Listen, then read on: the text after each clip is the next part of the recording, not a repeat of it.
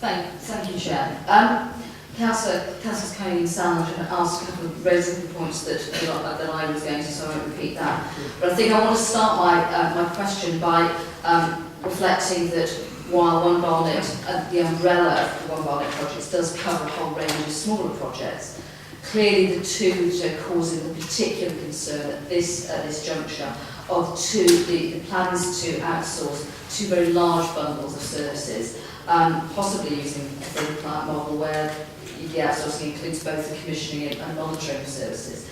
And that those two bundles together represent about £1 billion worth of services for 10 years, and involving something like 70% of the staff. Now, that has huge ramifications for Barnet. I think we'd all be daft not to reflect it, to recognise that.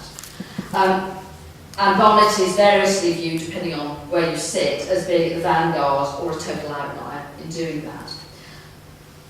It's very clear from press and other coverage over recent months that a number of other authorities have embarked on similar, though possibly not such large, outsourcing projects right across the country. Some of those have been abandoned, some have actually got into significant trouble.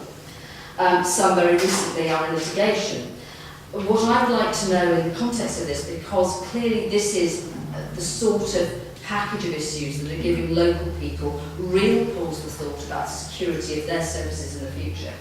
So what I really want to know is how much those failures have been looked at, how much the reasons for those failures have been taken into account, and how they've been factored into your working forward so that we will avoid those. And I refer back to the comments earlier made about Catalyst and the contract and the challenges and the problems we've got ourselves up into. So how have those failures across the country or the abandonment of projects been factored into your thinking to ensure, if you go ahead, that everything is absolutely watertight and will deliver over those 10 years both the savings you anticipate and deliver the services that local people expect over those 10 years? Thank you.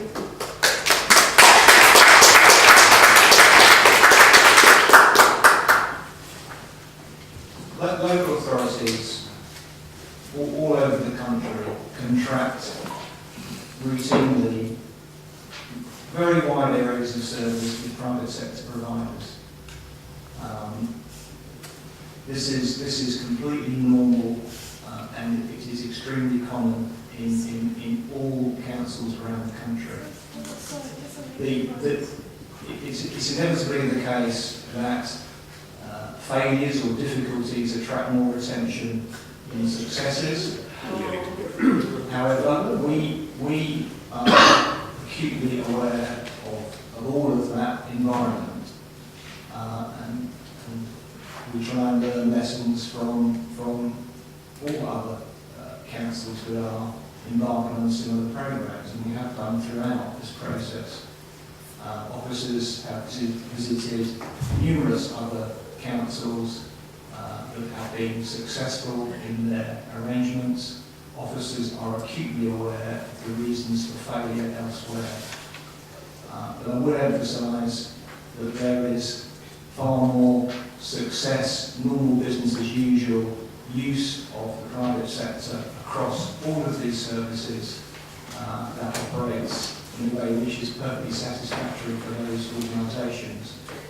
So having said all of that, of course we know what's going on elsewhere. Of course we try and learn from that.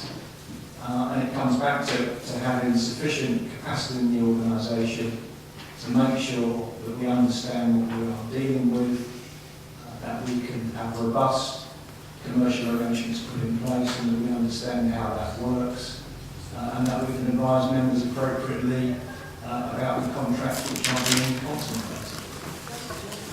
Might I just follow up very briefly? I mentioned in my preamble about the concept of the thin client model, where you're looking at both commissioning and monitoring services, sitting with the provider.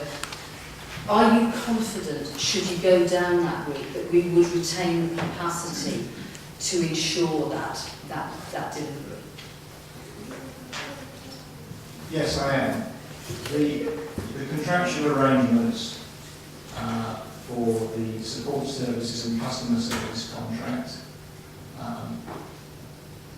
will involve the provider obviously having a key interaction with customers and therefore having the information that we most need as an organisation in the widest sense to be effective in delivering. So we will need that provider to work with us across a range of council activities to make sure that the customer is at the forefront of what all parts of the system provide. However, having said that, it's absolutely the case that the council will monitor all contracts and performance of all contractors directly and will be resourced to do so. Thank you very much, Councillor. Councillor Broad. I don't want to speak, my points have already been raised. Excellent. I would never ever do a Me Too, Me Too. Thank you. Councillor Rawlings.